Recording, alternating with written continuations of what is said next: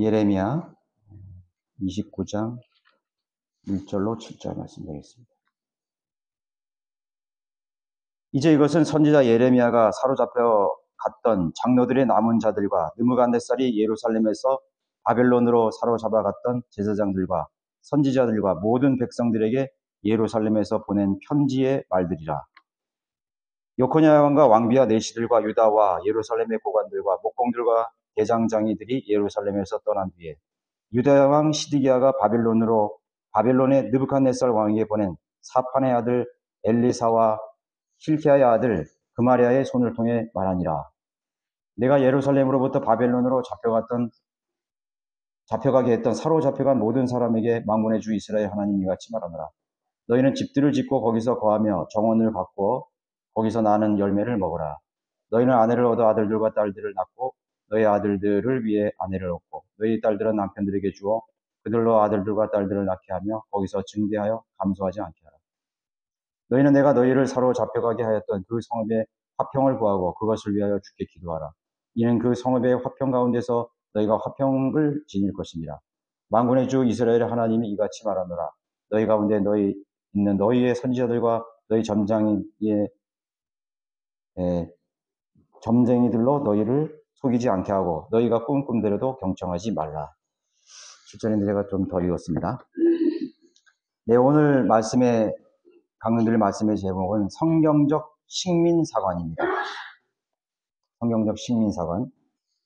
우리나라는 일본에 의해서 35년 동안 식민국가로 지배를 받았죠. 1910년 8월에 대한제국은 일병과 강제로 한일 조약을 맺고 한일 합방을 했습니다.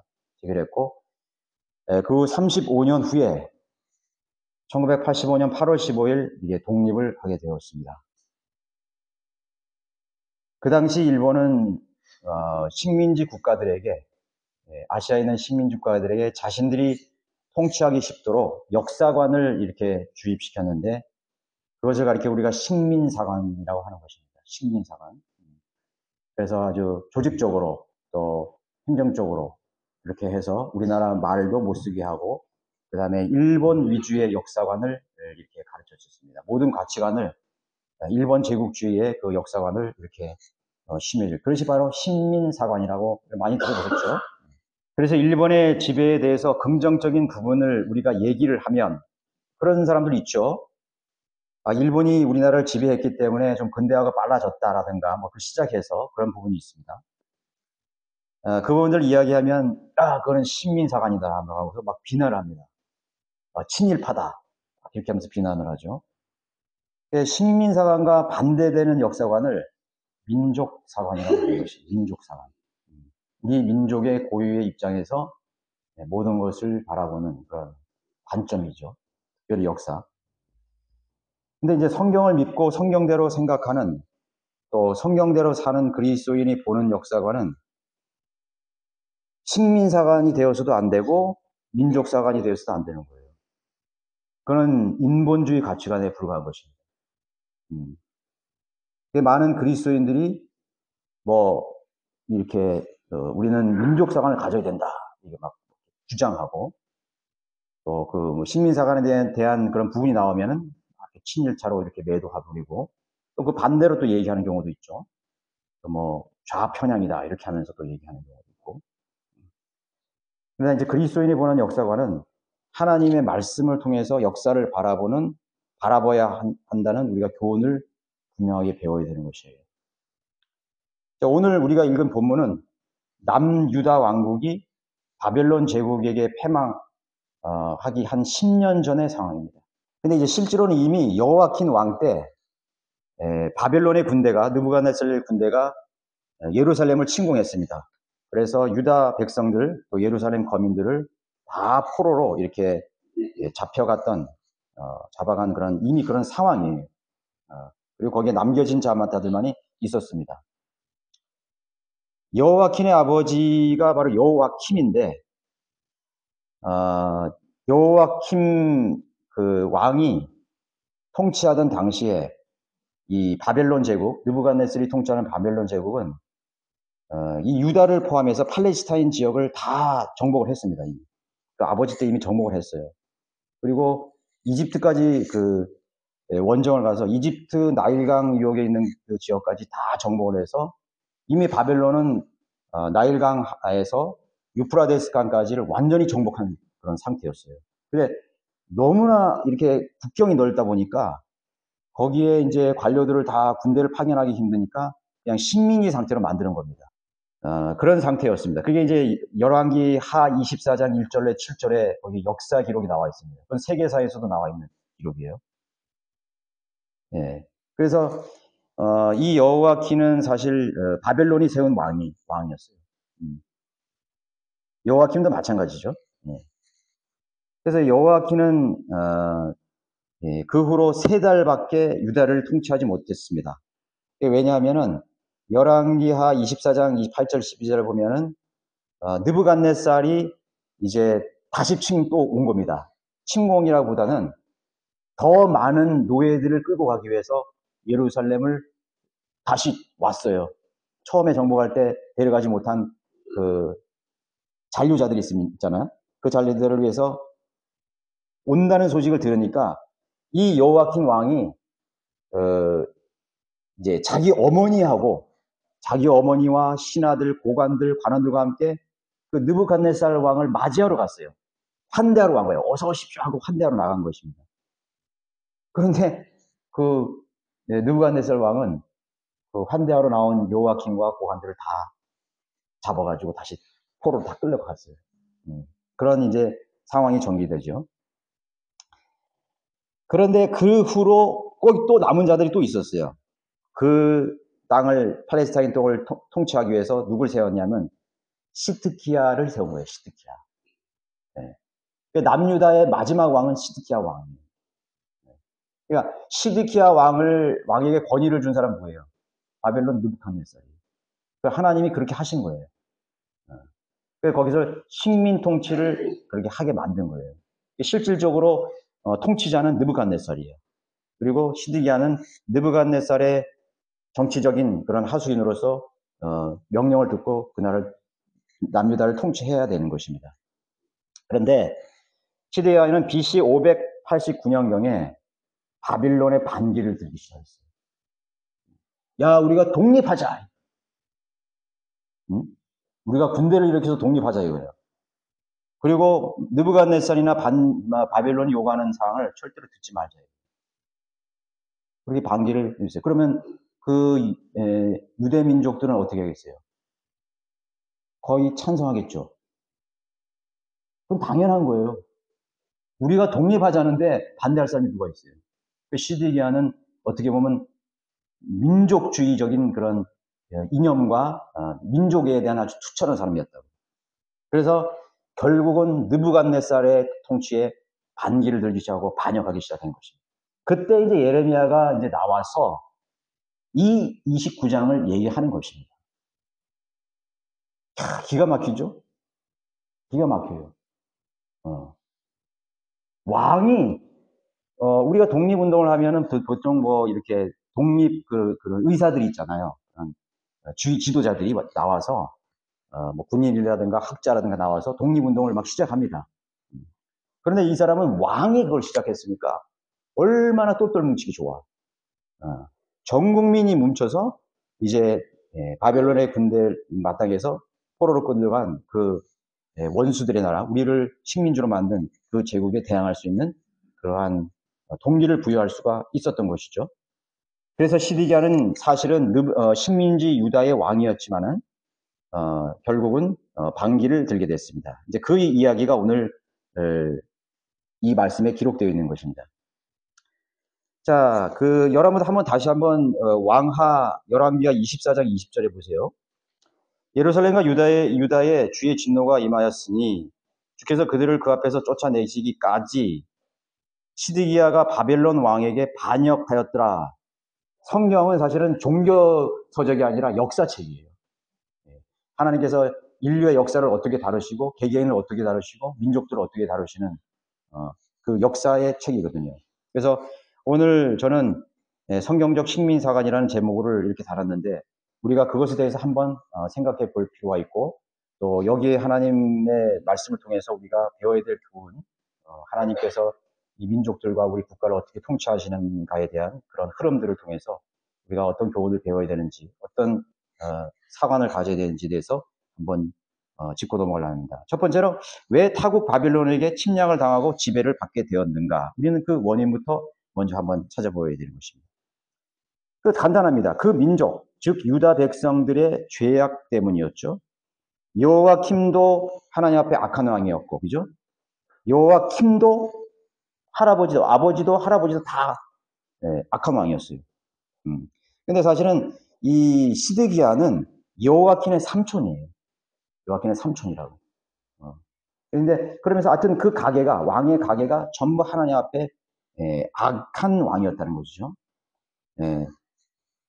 자, 그런 걸 보면서 유다 백성들의 죄악이 만연되어 있었습니다. 북이스라엘 10지파는 이미 BC 721년에 아시리아에 의해서 멸망당했죠. 위쪽에 있는, 우리로 말하면 이제 휴전선 위에 있는, 38선 위에 있는 부분을 말해서 예를 들어가지고 뭐 중국이나 러시아 이미 다 먹혔어. 그런 상황이에요. 그죠? 그런 상황에서 남유다만 이제 남아있는 상황이십니다. 그럼 왜 19명의 왕들 모두가 멸망했느냐? 악을 행했기 때문인 것입니다. 첫 번째 왕인 여호로보암 때부터 금송아지를 숭배했습니다. 그 다음 이제 뭐 계속해서 뭐 10번째 몇 번째에서 19번째까지 계속해서 바알 숭배, 금송아지 숭배, 몰록에 대한 제물을 드렸고 암몬에게 제물을 바렸고 하나님을 완전히 떠난 것입니다. 그 왕들 중에서 여호람이나 예후가 두 명이 왕이 있었는데 이 사람이 좀 종교 개혁을 해보려고 그랬어요. 개혁을 좀 해보려고 그랬다고. 그래서 이제 바알 숭배를 다 걷어치웠어요. 그런데 바알 숭배를 하려는데 그것도 개혁이 완전하지 못했어. 개혁을 하려면요 완전히 갈아엎어야 돼요. 완전히 갈아엎어야 된다고. 우리 16세기에 종교개혁이 있었죠. 루터나 켈빈 같은 사람, 찌빙그런 종교가 있는데 이 사람들이 로마 카톨릭에서 나왔지만은 100% 개혁을 못했어요. 그 잔재가 남아있는 거예요. 그러니까 그 잔재가 남아있던 게 점점 덩어리가 켜져가지고 지금 완전히 다시 로마 카톨릭가 된 거예요. 로마 카톨릭처럼 친카톨릭가 돼버린 거예요.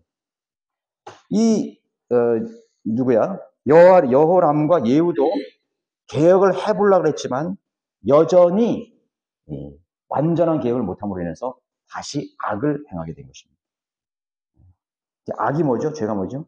하나님의 율법을 떠난 것입니다. 하나님의 율법을 범한 거예요. 아무튼 가장 중요한 계명인 첫 번째 10계명의 개념은 하나님만을, 하나님 외에 다른 신도 두어서는 안 되고 경배해서는 안 되는 거예요. 하늘 위나 땅이나 땅 아래나 바다 밑이나 어떤 것의 형상도 만들지 말고 거기에 경배하지도 말고 숭배하지도 말고 그림자도 있게 하지 말라. 그것이 하나님의 첫 번째 순. 그 첫 번째 계명이 깨지다 보니까 그 두 번째, 세 번째, 네 번째는 자동적으로 다 망가지는 것입니다. 그래서 완전한 부패, 썩어도 완전히 썩게 된 것이죠. 여러분, 헌법 1조 1항이 무너지면 어떻게 되는 거예요? 이 나라 기관은 완전히 흔들립니다. 지금 우리나라가 지금 그런 위기에 있을 수도 있어. 헌법 1조 1항이 흔들리고 있다고 지금. 국가가 뭐냐에 대한 개념으로 가지고 싸우고 있어요, 지금. 북한 이북 정권은요, 우리나라 국토를 불법 점거한 독재자예요. 나라로 규정하지 않았다고. 그게 헌법에 명시돼 있어요. 근데 지금 그걸 완전히 다 무너뜨려 버렸잖아요. 국가로 인정하고 말이죠. 그렇게 했잖아요. 자, 이것은 이제 우리가 잠깐 번영하고 우리가 잠깐 풍요를 누리지만 이제는 계속 이제 부패가 가는 것입니다. 자, 다시 돌아가서 그 민족과 땅이 백성들이 부패하게 되면은 하나님께서 심판을 내리신다는 것이 지상의 민족들의 역사였습니다. 이스라엘 유다 민족만 그런 것이 아니에요. 이 지상에 있는 모든 민족들이 이제 죄를 지으면 그러면 그 나라는 율법도 없고 하나님의 법을 모르는데 어떻게 합니다? 아니, 그 사람들의 그 민족들, 그 지도자들의 본성 속에 하나님의 율법을 새겨놨어요. 그 본성 속에 이성, 옳고 그른 거, 최소한의 성과 악을 구별할 수 있는 이성이 있단 말이에요. 사람을 죽이면 그 사람은 벌을 받아야 된다. 남의 걸 도둑질하면 그게 다 율법이잖아요. 그 이방인의 마음속에는 다 율법이 다 들어있네요. 그리고 하늘을 두려워해라 이거예요. 율법이 없어도 믿는 거예요. 누가 보지 않아도 하늘이 보고 있다 이거예요. 뭔가 있죠, 그죠? 뭔가 위에 계신 분이 있다는 걸 감지를 하는 거예요. 자, 그렇게 돼서 그러한 이제 그것을 무시해버리고 죄를 짓게 되면 하나님께서 심판이 시작되는 것입니다. 이는 그들이 이스라엘에서 상스러운 짓을 행하였으며 그들의 이웃의 아내들과 음행하였고 내가 그들에게 명하지 아니한 거짓된 말들을 내 이름으로 말하였습니다. 이제는 종교인들이 일어나가지고 하나님을 대신해서 함부로 막 말을 하는 거예요. 거짓 교리를 막 나타내는 거예요. 나는 하나님의 종이다. 그 사람들이 거짓 선지자예요. 그래서 그들에게 명하지 아니하는 거짓된 말들을 내 이름으로 말하기까지의 부패가 일어난 것입니다. 내가 알고 증인입니다. 주가 말하라. 하나님이 증인이라고 말씀하고 있는 것입니다. 예레미야 29장 23절의 말씀이죠. 거짓말하는 선지자들이 일어난 것에 대한 하나님의 심판. 도덕적 부패. 이 지상에는 지금까지 과거에 식민지 시대가 있었습니다. 18, 19세기의 세계 열강들이 5대양 6대주를 누비면서 식민지 개척에 나섰던 시대를 대양의 시대라고 했죠. 유럽의 많은 그런 열강들, 영국, 스페인, 포르투갈, 네덜란드, 벨기에, 프랑스 그런 나라들이 전 세계를 돌아다니면서 식민지를 개척하죠. 힘이에요 지금. 여러분 식민지 개척하는 과정에서는 뭐가 일어나죠? 전쟁이 일어나게 됩니다. 전쟁이 일어나요. 왜냐하면 저항을 하니까 저항을 하기 때문에 반드시 피가 흘려지게 됩니다. 저항해야 되는 거예요. 그래서 그 땅에 피가 흘려졌죠. 전쟁은 밥 존스 시니어 그 목사가 말하기를 지상에서의 하나 지옥이에요. 지상에서 하나님 심판이라고. 지상에서의 지옥은 전쟁이라고 말한 거예요. 그만큼 비참하다고요. 네, 이제 전쟁은 지상에서의 하나님의 심판. 마지막 심판이 전쟁입니다. 하나님께서 인내하시고 오래 참으시고 인내하신 그 정점에서 어떤 경우를 통해서든지 전쟁이 일어나는 것입니다. 식민지 정부 시대에 많은 전쟁이 있었죠. 남미에서의 많은 사람들이 죽었습니다. 스페인의 군대가 아즈텍 문화 또는 멕시코 뭐 그런 브라질 칠레 이런 나라의 침공에서 수많은 사람들의 피를 흘렸습니다. 저항이 있었습니다. 미국의 독립전쟁이 있었죠. 아프리카에도 많은 피가 흘렸습니다. 노예를 끌고 갔습니다. 그죠? 흑인 노예들이 얼마나 많이 보라파와 또 북미로 끌려갔습니다. 하나님의 심판. 세계 제2차 대전과 아시아의 남태평양 전쟁. 조금 늦은 감이 있었지만 19세기에 이제 일본 제국주의가 이제 부양하면서 남태평양 전쟁을 일으켰습니다. 대동아 전쟁을 일으켰죠. 그 우리나라를 비롯한 우리 한반도를 비롯한 중국, 러시아까지 거기에 개입해서 온 이 아시아가 전쟁의 소용돌이 속에 휘말려 보게 된 것입니다. 많은 피를 흘렸죠. 그래서 우리나라가 일제 35년간 우리가 식민지 억을 받았던 것입니다. 왜 그 민족들, 국가들에 대한 하나님의 징계의 도구가 제국의 열강들이라는 것입니다. 제국의 열강들은 하나님의 심판의 도구입니다. 악하든지 선하든지 미국, 스페인, 일본 하나님의 심판의 도구예요. 바벨론 느부갓네살이 심판의 도구였잖아요. 하나님을 대적한 민족에 대한 하나님의 심판이었어요. 그뿐만 아니에요. 모든 이웃에 있는 나라들까지 다 심판했어요. 과거 역사를 생각해 보면 볼 때 우리나라가 왜 침략을 당하고 식민지를 당했는가? 저는 하나님께 솔직히 기도로 물었던 적이 있어요. 하나님 살아계시는데 왜 우리 민족이 일본 제국주의에 대해 35년간 지배를 당했습니까? 근데 저는 성경을 통해 답을 얻었어요. 우리나라가 식민지가 되기 직전까지 얼마나 패역한 민족이었어요. 이런 말할 수가 없어요. 말할 수가 없다고요. 위에 있는 지도자로부터 우리나라는 이미 얼마나 많은 전란을 겪었어요. 임진왜란, 정묘재란, 이괄의 난, 병자호란 계속 당해왔다고요. 그런데도 계속 부패했어요. 우리나라가 구함할 때 노비가 40%가 우리 전 국민의 40%가 거의 반절이 노예였어요. 자기 민족을 자기의 피를 나눈 그 형제 민족을 노예로 삼면서 착취하고 죽든 말든 그렇게 유린하고 짓밟았던 민족이 우리 민족이에요. 이스라엘 민족이 악하다고? 이스라엘 민족이 뭐라 그랬어요? 내 이웃을 내 몸같이 살아보자. 과부를 잘 돌아보고 타국인을 잘 돌보고 고아를 잘 접대하고 말이죠. 가난한 사람을 잘 너희들이 돌보라 이거. 그게 율법이에요. 그 율법이었다고. 과부에게 거짓 증거를 해서 그 죄물을 사르지 말라. 그러나 온갖 그 권력을 가지고 온갖 부를 가지고 출신 성부를 가지고 착취했던 민족이 먼 나라가 아니라고. 우리 조선 사람들이 그랬다고. 권력을 위해서 상대방의 정적들을 피비린내 나도록 다 말살해버렸어요. 얼마나 악한 민족이에요. 우리나라가 뭐 민족사관이 있어서 항거를 했다고? 그러면 중국에 항거했어야죠. 우리나라 청나라의 시대 때 얼마나 많은 우리 딸들이, 아내들이, 심지어는 양반 귀수까지 전부 공료로 다 바쳤어요. 그게 민족사관을 가진 국가예요? 절대로 그렇지 않아요. 심지어는 공료로 살아서 돌아온 딸들이요, 자식으로 받아주지도 않았어요. 우리 가문을 더럽힌다고요? 나가 죽어라 그랬어요. 그래서 허벌판 사녀를 미쳐서 돌아다니다가 비참하게 죽기도 했어요. 그것이 우리나라예요. 상투를 들고 일도 하지 않고 그렇게 했다고. 사극 얼마나 여러분 그게 이제 미화된지 아세요? 얼마나 잘 미화됐어요. 음행하고 양반들 음행하고 말이죠. 일 안 하고 말이죠. 착취하고 말이죠. 노비들을 자기 성노릇기로 다 삼아가지고 그런 우리나라 민족들이에요. 이 율법에서 하나님께서 얼마나 진노하셨어요.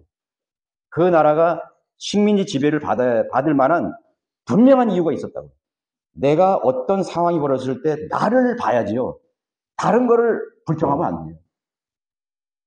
저 일본 제국 때문에 우리가 딱 망했다. 저 죽일 놈들, 일본 쪽발이들. 우리 많이 피해 받았어요. 네, 얼마나 많은 우리가 눈물 어린 그런 비극적 역사가 있었건 당연해요. 그럼 왜 그렇게 됐는지에 대해서 생각해 보진 않아요. 왜 우리가 일본의 그런 청나라나 일본이나 러시아나 세계 열강들의 그런 침략을 허용할 수밖에 없었는가에 대해서 반성을 하지 않아요. 그런 죄라고 말하고 있습니다. 우리는 어떤 정치적인 반성, 어떤 우리들과 단합적인 반성을 하기 이전에 우리는 그리스도 하나님을 두려워하는 사람으로서 성경적인 가치관에서 죄가 만연했구나. 그들의 핏소리가 하나님의 하늘에 사무쳤구나. 그것을 알아야 되는 것입니다. 여러분, 나라와 국가가, 여러분, 우리 이북 동포들이 가장 원하는 게 뭔지 아세요? 생각해 보세요. 지금 저기 개마공원에는요, 함경도에는 눈이 내린대요. 영하로 떨어졌대. 이북 사람들의 제일 최남단은 우리의 최북단이에요. 우리 철원이 엄청나게 춥다 그러지만 그 사람들에겐 최고 남단이라고 그게. 비참하게 산다고요. 그럼 그 사람들이 원하는 게 뭘까요? 그런 사람들이 이렇게 말하는 거예요. 에이, 전쟁이나 확 터져라. 그거라고. 그 뭐예요? 하나님의 심판이 빨리 이 땅에 내리길 원하는 거예요. 그들의 핏소리예요. 우리가 이렇게 굶어 죽고 비참하게 죽을지언정 차라리 남한은 뭐 하는 거야, 군사를 가지고. 미국은 뭐 하는 거야. 전쟁이나 빨리 나가. 이북 동맹 그렇게 생각한대요, 다. 얼마나 그 사람이 고통스러운 거였어요. 그 나라에 전쟁이 나니까 뭐 어린아이들이나 많이 죽겠죠. 그러나 그 사람들은 그런 혹독한 고통 속에서 그것을 원하는 거죠. 하마스는 어땠을까요? 헤즈볼라는 어땠을까요? 그 가자에 대한 하나님의 심판의 이유가 나와요. 똑같습니다. 그 민족들과 국가들이나 하나님의 징계, 그들의 죄악이 하늘에까지 닿았던 것입니다. 우리는 답이 있습니다. 아모스 1장 3절에 말씀하시기를 주가 이같이 말하노라. 다마스커스의 서너 가지 죄과들로 인해 내가 그 벌을 돌이키지 아니하리니 이는 그들이 철로 된 타작기계로 길르앗을 타작하였습니다. 하나님께서는 선한 민족을 절대로 심판하지 않아요. 남겨두시지. 저는 2차 대전, 세계대전 때 전쟁에 개입하지 않는 나라를 한번 생각해 보세요. 스위스. 그죠? 스위스는 중립국으로서 거기 건들지 않았어, 히틀러가. 별장을 지어도 아프스 오스트리아 별장이라 자기 별장을 지었지. 뉴질랜드. 그런데 호주는 2차 대전에 개입했죠? 개입되지 않는, 북미도, 캐나다도 마찬가지. 그러나 개입은 했었더라도 그 국토는 망가지지 않았어요. 한번 생각해 보세요. 네, 이유가 있을 것이다. 분명한 이유가 있을 거예요. 하나님께서 심판이나 징계를 하실 만한 이유를 찾지 못했던 거예요. 물론 모든 사람이 죄죠. 그러나 하나님께서 전쟁이나 식민지 통치를 받을 만큼 악해지지 않았다는 것을 하나님께서 보신 거예요. 그것이 우리의 역사가 아니에요. 우리가 모든 6천년의 세계 역사를 보면서 똑같은 것이에요. 그들은 누군가를 두루한 거죠. 아모스 1장 6절에 주가 이같이 말하노라. 가자의 서너 가지 죄가들로 인해 내가 그 벌을 돌이키지 않으니 이는 그들이 포로 전체를 사로잡아 에돔에 넘겼습니다. 이 역사 기록에 보면요, 이 팔레스타인, 그러니까 아랍인들이요, 그 지금 아덴만이나 그 홍해 있죠. 지금도 그 후티들이 거기 지나가는 유조선이나 상선들, 뭐 유럽의 상선들 막 폭격하잖아요. 그래서 참다 못해가지고 영국 비행들이 와서 그 후티 반군 그 미사일 기지 막 폭파하고 그러는 거죠. 얼마나 그랬으면 거기 몇천 킬로 날라와서 그 예멘에 있는 후티 그 항만을 폭파하겠어요. 얼마나 많은 상선들이 거기 지나다니가 해적질을 당한 거예요. 그런데 과거에 그 고대 시대에 이 에돔이나 아랍인들이요, 유럽의 정선들을 공격해가지고 해적들이죠니까 해적짓을 한 거예요. 해적해서 그 백인들을 아프리카의 노예로 팔았어요. 특히 백인 여자들은요, 엄청난 부를 축적할 수 있는 노예들이었다는 거예요. 그래서 어린아이가 제일 귀한 그 해적질의 대상은 백인 여자들이에요. 수많은 백인 여자를 잡아가지고 아프리카에 가놓은 거예요. 얼마나 참 그 사람 잔인한 거예요. 그 짓을 했다고. 그 여기 나오잖아요. 에돔에 넘긴 거죠. 성경은 인간의 악들을 세세하게 기록할 수가 없어. 너무 많기 때문에. 9절에 주가 이같이 말하노라. 투로의 서너 가지 죄가들로 인해 내가 그 벌을 돌이키지 않으리. 두서 가지 죄악들이 하나님께서 보시기에 두서너 가지 죄악이었는데 그 외에 얼마나 많겠어요. 13절에 주가 이같이 말하노니 암몬 자손의 서너 가지 죄가들로 인해 내가 그 벌을 돌이키지 않으리. 이는 그들의 경계를 넓히려고 길앗의 아이벤 여인들의 배를 갈랐습니다. 아이벤 여인들의 배를 갈랐대. 하나님 참으시겠어요? 참지 못하시는 거예요. 이것은 어떤 민족에게도 다 해당이 되는 것이죠. 우리나라는 그런 짓을 안 했을까? 우리나라는 그 짓을 했어요. 아모스 5장 10절 12절에는 정직한 자를 미워한 죄, 가난한 자를 괴롭힌 죄, 착취한 죄 열거하고 있습니다. 그것이 한두 가지 아니라 만연했던 거예요. 그게 만연했어요. 15절은 악을 미워하고 선을 사랑하고 공의를 다시 세우라. 너희들이 선을 사랑하고 공의를 세우라. 이거 법을 다시 세우라. 그런데 법을 가지고 이제는 위정자들이 법을 가지고 착취를 하는 거예요. 법을 이용해서 자기의 배를 불리고 자기의 육신적인 욕망을 채우기에 급급하게 되어버린 것입니다. 이 원리는 지상의 모든 민족들과 국가들에 반드시 적용되는 것입니다. 그래서 전쟁으로 그 나라가 쑥밭이 됩니다. 식민지 통치를 받는 거예요. 역사 왜곡은 자신들의 죄들을 은폐하고 합리화시키기 위한 수단인 것 같아요. 왜 역사를 왜곡하잖아요. 역사는 절대로 왜곡되면 안 되는 거예요. 있는 그대로 나타내는 거예요. 우리나라 소설가 한강이 노벨 문학상 수상했다고 지금 난리죠. 그녀의 작품 5.18을 소재로 한 소년이 온다. 제주 4.3 사건을 다룬 작별하지 않는다. 지금 두 역사관을 가진 진영에서 이제 논쟁거리가 되고 있더라고요, 보니까. 그것도. 역사 편향이다, 이거지. 5.18 역사 편향이다. 4.3 역사 편향이다. 진리가 없는 사람들의 생각은 왜곡될 수밖에 없는 것이. 왜곡될 수밖에 없는 거예요. 저는 삼촌이 없어요. 외삼촌이. 왠지 아세요? 4.3 사건에 다 돌아가셨어요. 저는 우리 할머니부터 그걸 생생하게 들었어요, 어릴 때. 죽은 삼촌의 시신을, 내장이 다 나온 시신을 걷어가지고, 응? 가마떡이에 이약가에 걸고 울면서 끌고 왔대요. 근데 왜 누가 죽였냐 그랬더니, 밤에 한라산 중턱에 있던 그 공산당 패거리들 있잖아요. 그 사람들이 내려와가지고 마을 이장이고 뭐 다 불살라고 했어요. 젊은 사람들, 뭐 군인이나 공무원, 뭐 이런 우리 삼촌이 그런 적이 있다고.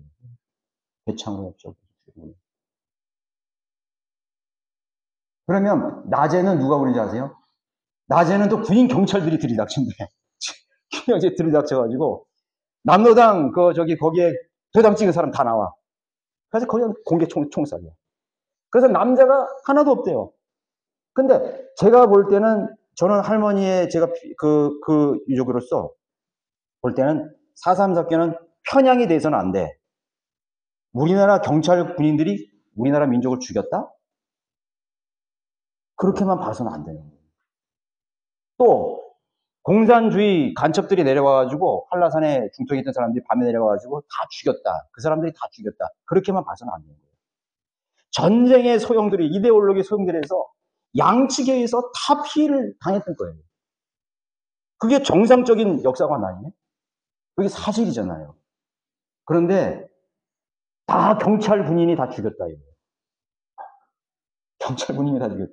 경찰 군인이 이유도 없이 우리나라 그 중에는 자기 고모부도 있을 거고. 그렇잖아요, 그죠? 그 제주도에 고모부도 있을 것이고, 또 뭐 자기 성씨 같은 가지라는 형제자매 동네 친구 줄 수 있는 거. 그 사람들을 총살시키는 거예요. 아무도 이유도 없이 죽였었겠어요? 그 사람들의 기준이 있었다고요. 거기에 가담한 사람들 다 죽이라고 명령이 나온 거예요. 집행할 수밖에 없었던 거예요. 참하죠. 슬픈 역사입니다. 저는 우리나라 군인과 경찰들이 다 죽였다는 사실에는 저는 참 마음이 아파요. 우리나라 군대와 경찰들은 공산주의자들을 몰아내기 위해서 어떻게 하면 안 가겠습니다 하면서 나온 부작용이에요.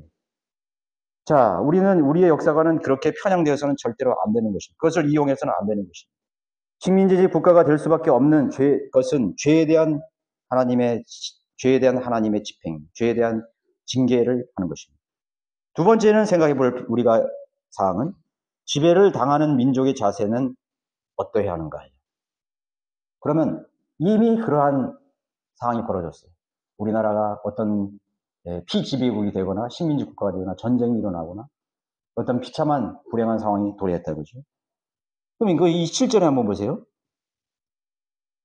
너희는 내가 너희를 사로잡혀 가게 하였던 그 성읍의 화평을 구하고 그것을 위하여 주께 기도하라. 이거는 자기 땅에서도 아니고 자기를 처참하게 포로로 끌려가서 정착한 그 땅.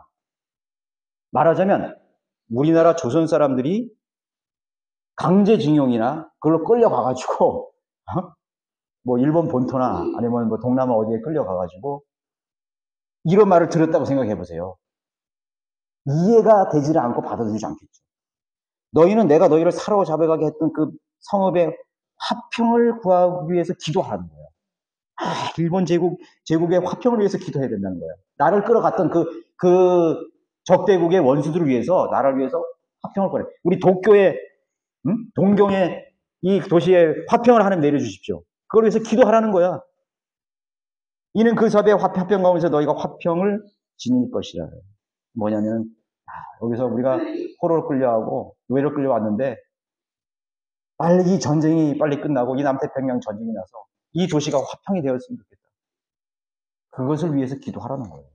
우리가 불평을 가져야 될 이유가 없다는 것을 보여주는 거죠.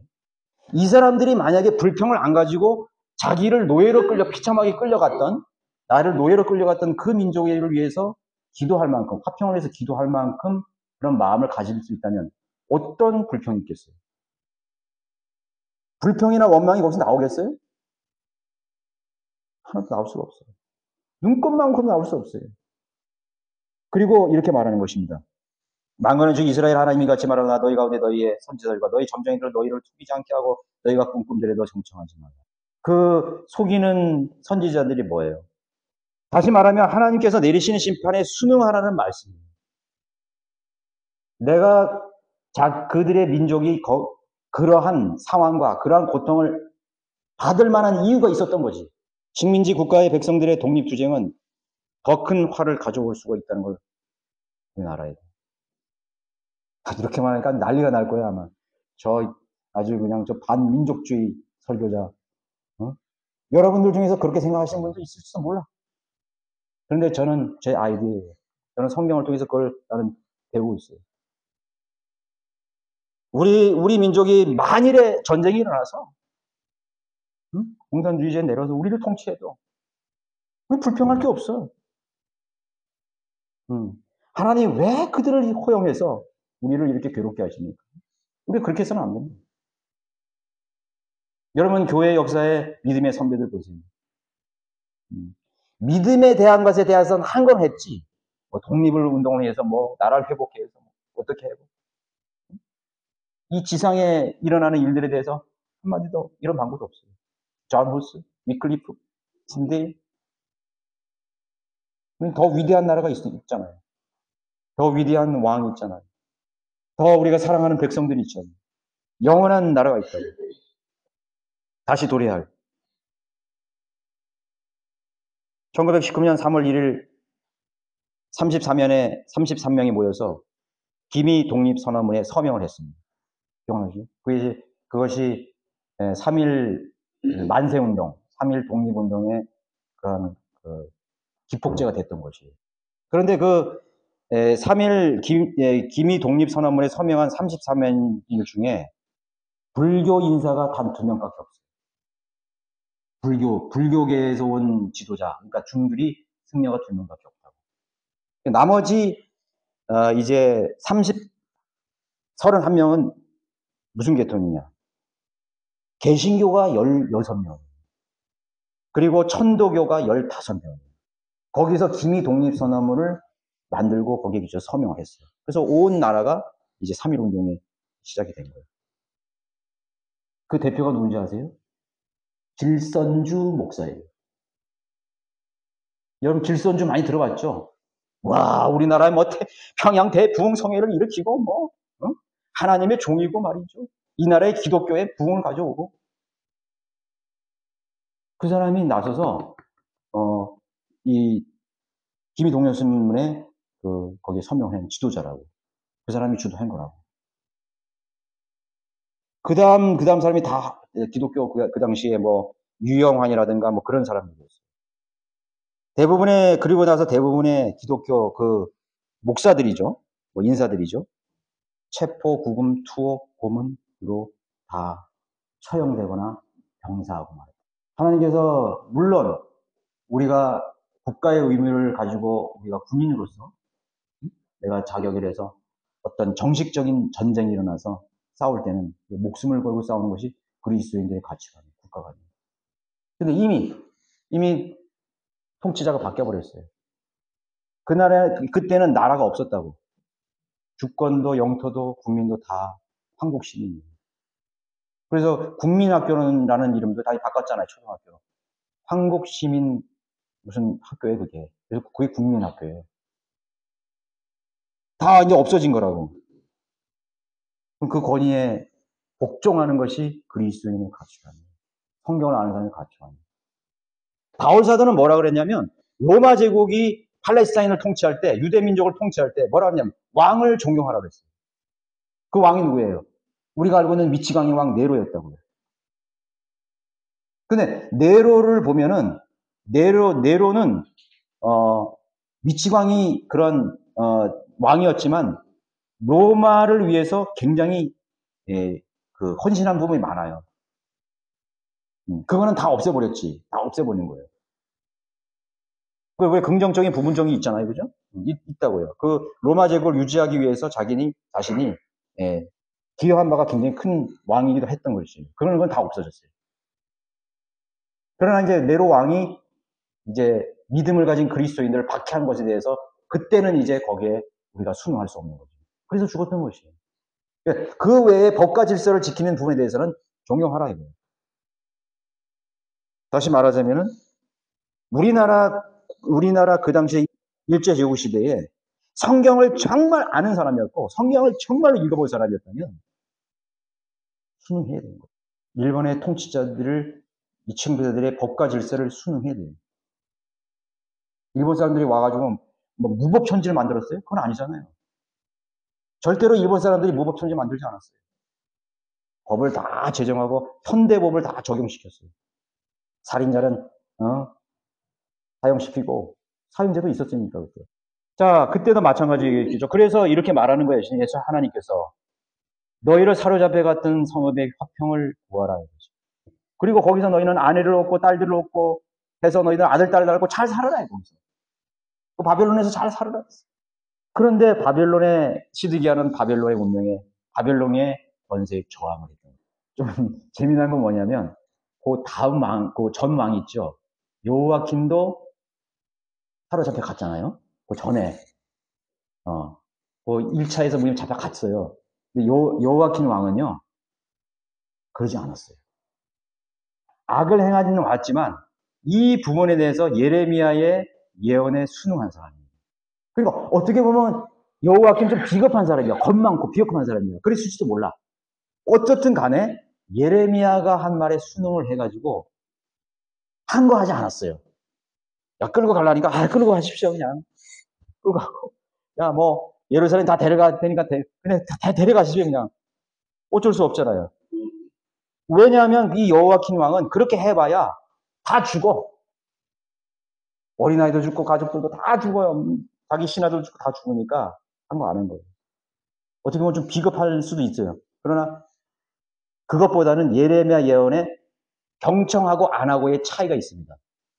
뭐라고 보세요. 예레미야 52장 31절 보세요. 유다왕 여호와킨이 시드기야 바로 전왕이죠. 그죠? 그러니까 조카야. 조카인 거야. 야, 시드기야의 조카야. 사르베오지 제 37년째 오래 있었죠. 바벨론 왕 에월 무로닥의 7위 원년 12째 달, 그달 25일에 그가 유다 왕 요아킨의 머리를 들어올려 그를 감옥에서 내어놓고, 참 고생 많이 했어요. 그죠? 요아킨이. 그 십몇 년, 37년째 되던 동안에 그 감옥에 있었던 거야. 근데 풀려졌어. 그리고서 바벨론 왕이 그에게 친절하게 말하며 그의 보좌를 바벨론에 그와 함께 있는 왕들의 보좌보다 높이고 그의 죄수의 옷을 바꿔주니 그의 평생 동안 왕 앞에서 계속해서 음식을 먹였다. 왕의 식탁에서 음식을 먹였대. 야, 이런 대우가 어디 있어요? 그의 음식으로 바벨론 왕에서 그에게 계속 지급되는 음식이 있었으니 매일 일정량을 그가 죽을 때까지 그의 전생애 동안 주었다. 이거 왜 기록했을까요? 인간의 이성으로, 인간의 역사관으로, 우리 민족적인 정서로서 절대로 이해가 안 되는 그 행위를 한 사람이 어떻게 이런 대우를 받는 거예요? 딱 하나예요. 예레미야 입을 통해서 말씀하신 하나님의 명령에 순종했다. 반면에 여러분 그 같은 장이 52장 여러분 4절에 한번 보세요. 그럼 시드기야는 어떻게 되느냐고요. 시드기야는 바벨론에 항거한 사람 아니에요. 시드기야의 질이 제9년 10째 달, 그달 10일에 바벨론의 느부갓네살 왕이 그의 모든 군대와 예루살렘을 치러 와서 그 성읍을 향해 진을 치고 그 성읍의 주위에 보로를 쐈더라. 그래 그 성읍이 시드기야 왕 11년에 포위가 되었고 넷째 달 그달 9일에 그 성읍 안에 기근이 심하여 그 땅의 백성에게 아무 양식이 없었다. 왜냐하면 항거하니까 포위가 되니까 항거했죠. 그때 그 성읍이 무너지고 모든 전사들이 도망하여 왕의 동산 옆에 있는 두 성벽 사이 성문 길을 따라 밤에 성읍을 빠져나가서 그때 갈대아인들은 성읍을 에워싸더라. 그들이 평지길을 따라 가니라. 그러나 칼데아인들의 군대가 왕을 쫓아가서 여리코 평지에서 시드기야를 따라잡으니 그의 모든 군대가 그에게서 흩어지더라. 그리하여 그들이 왕을 잡아 하마 땅 리블라에 있는 바벨론 왕에게로 끌고 오니 거기서 바벨론 왕이 그에게 판결을 내리더라. 바벨론 왕이 시드기야의 목전에서 그의 아들들을 죽이고 리블라에서 유다의 모든 고관들도 죽이더라. 그리고 나서 바벨론 왕이 시드기야의 두 눈을 빼고 그를 사슬에 묶고 바벨론으로 끌고 와서 그가 죽는 날까지 감옥에 두었더라. 여러분, 이 두 왕의 말로가 얼마나 극과 극입니까? 얼마나 극과 극이에요. 하나님의 약속을 안 믿는 거죠. 왜 안 믿었냐면 여기 계속 예레미야가 예언하는 거예요. 너희들이 70년만 참으라. 그러면 그리고 70년 동안 바벨론 왕을 존경하고 거기에 평화를 구하고 잘 살아라 이거예요. 거기 그 법에 순응하면서 잘 살아라. 절대로 한 거 하지 말고 독립운동 할 생각 하지 말고 하나님이 내가 다 한다 이거야.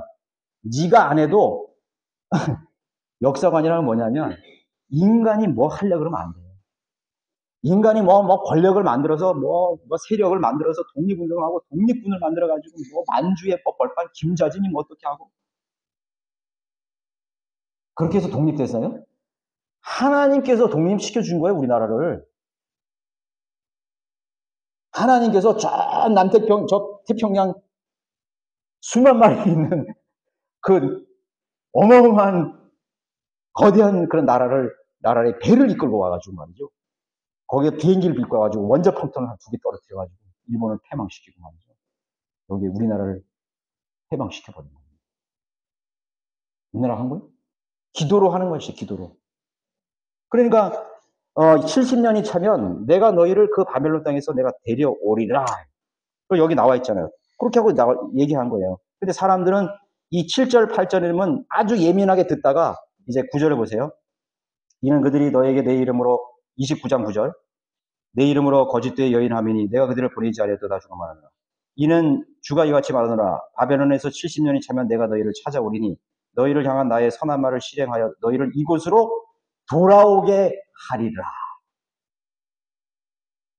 이는 내가 너희를 향하여 생각하는 그 생각들을 내가 알니 그 화평의 생각이요 재앙이 아니라 기대하던 끝을 너희에게 주리라 주가 말하노라. 그때 너희가 나를 부르고 너희가 와서 내게 기도하면 내가 너희에게 경청하리라. 너희가 너희의 온 마음으로 나를 찾으려면 너희는 나를 찾게 되고 나를 만나리라. 거기 가서도 너희들이 한 행위에 대한 대가를 생각해보면서 너희들 잘 돌아보고 우리가 얼마나 하나님을 대적하고 하나님이 주시려고 하는 복들을 내가 걷어찼는지 잘 생각해보라 이거지. 응? 잘 생각해보라 이거야. 그리고 다시 하나님을 찾으라 이거야. 늦지 않았다 이거야. 그러면 70년이 차면 내가 너희를 사로잡은 곳으로 너희를 데리고 와서 이제 번영하는 나라를 너희들이 만들어주겠다. 약속한 거예요. 이거는 교리적으로 또 먼 이스라엘의 회복을 말하는 거죠. 지금도 이스라엘 민족이 계속 말하는 거예요. 이스라엘 사람들은 구약 성경은 그래도 읽어요. 믿어요. 이걸 보고 잘 깨우쳐야 돼. 깨우쳐야 된다고요. 그렇지 않으면 이스라엘은 비참해지는 거지. 하나님의 약속이 있잖아요. 그죠? 그 약속을 믿고 우리는 하나님께서 역사를 관정하시는 그 하나님께 부르짖고 기도하고 화평을 누려야 되는 것입니다. 시드기야에 대한 후대의 평가가 어떻게 되겠어요? 오늘날 시드기야에 대한 후대의 평가는 야, 민족주의 영웅이라 불렸을 거예요. 추앙받았을 거예요. 그러면 여호와킨의 후대에 의한 평가는 뭐였죠? 반민족주의 내국노. 자기만 살고자 했던 파렴치한 소인들. 아니, 자기도 살고 가족들도 살고 고관들도 살고 정치인도 살고 다 사는 거예요. 그리고 그 사람들이 나중에 어떻게 해요? 거기에 번성했다가 다시 귀환하잖아요. 귀환해서 뭐 어떻게 하는 거예요? 예루살렘 성벽 증축하고 성전 다시 건축하고 번영을 하기 시작합니다. 하나님 약속이 그것이. 미래는요, 내가 기다리지 않아도 와요. 예수님이 다시 오신다 해요. 내가 기다리지 않아도 와. 그러나 중요한 건 뭐냐면 기다리라는 거예요. 기다린다는 건 뭐예요? 하나님의 약속을 믿으라는 거예요. 안 믿는 사람도 예수님 만날 거야. 여러분 구원받고도 거듭나고도 예수님 안 기다리는 사람이 있죠? 그래도 예수님 만나요. 어차피 예수님을 우리가 만날 바에 간절히 대망하다. 오, 주님 오시옵소서. 내가 기다렸습니다. 마치 신부가 신랑을 맞이하는 것처럼 그 주님을 간절히 기다리다가 그 문을 열어놓고 주님 먼저 오시는. 그리고 주님을 위해서 헌신하다. 주님을 만나는 것이 우리의 소망이 아니겠습니까? 예. 그렇죠? 시드기야는 예레미야 선지자가 전하는 주님의 말씀을 대적했고 박해했던 왕이죠. 그러나 그 선지자를 죽이지는 않았습니다. 죽이지 않았던 단 하나의 이유가 뭐죠? 야, 제발 내가 그 예레미야 선지자가 하나님의 종인 거 분명히 아는데 좀 긍정적인 말을 언젠간 하겠지. 그걸 기다린 거예요. 그래서 뭐 그냥 감옥에도 가두고 뭐 저리 이리 치였다가 고문도 하고 뭐 구덩이에 빠뜨렸다가 막 그 긍정적인 말 들으려고 없어. 자기가 원하는 말을 들으려고 해서는 안 돼요. 예레미야 선지자는 유다 백성들의 눈에 변절자였고 매국노와 같은 존재였습니다. 그것이 바로 그리스도입니다. 우리는 식민지 역사관을 갖는 게 아니에요. 제가 오늘 여러분들에게 말하는 건 식민지 역사관이 아니라고. 일본도 어떻게 됐어요? 죗값을 치렀어요. 패망했잖아요. 얼마나 많은 사람 죽었어요. 지금 얼마나 많은 고통당하고 있어요. 천재지변, 해일, 지금 일본은 막 지금 깔아앉는다고 두려움에 떨고 있잖아요. 우상숭배에다가 그것도 심판하신다고요. 세 번째, 결론적으로 지배하는 민족 역시 하나님께 심판받는다는 역사를 우리는 분명히 배워야 돼요. 바벨론도 결국 어떻게 됐어요? 패망했어요. 아시리아 패망했어요. 알렉산더 제국 패망했어요. 기준은 무엇이냐요? 하나님 말씀이 높으신 우주의 최종 권위자인 하나님의 법을 준수해야 되는 것입니다. 우리는 번영하고 있을 때 더 하나님을 두려워할 줄 알아야 됩니다. 잘 나갈 때 하나님 더 두려워해야 돼요. 더 무릎 꿇어야 돼요. 내가 좀 높은 곳에 더 올라갈수록 더 겸손해져야 돼요. 그렇죠? 내가 많이 할수록 더 겸손해져야 돼요. 지금 시대는 문화적 지배를 이야기하죠. 우리나라의 운명은 얼마나 공의를 실행하는가, 법과 질서를 존중하는가에 달려 있는 것입니다. 그래도 바이블 빌리버 성경대로 믿는 그리스도인들이 있기 때문에 하나님께서 평화를 지금도 유지시켜 준다는 사실을 기억해야 되는 것입니다. 성경을 모르는 민족은 망했다고 한 너크만 목사님의 말이 떠오릅니다. 역사에서 배우지 못했다는 것은 역사를 통해서 하나님을 발견하지 못했다는 것을 말하는 것입니다. 그리스도인의 역사관이란 민족주의 사관도 식민지 사관도 아닌 성경적 역사관을 가지고 살아야 되는 것입니다. 여러분 그것을 늘 기억하면서 세상을 바라보십시오. 무디라서 471장 찬송 부르시겠습니다.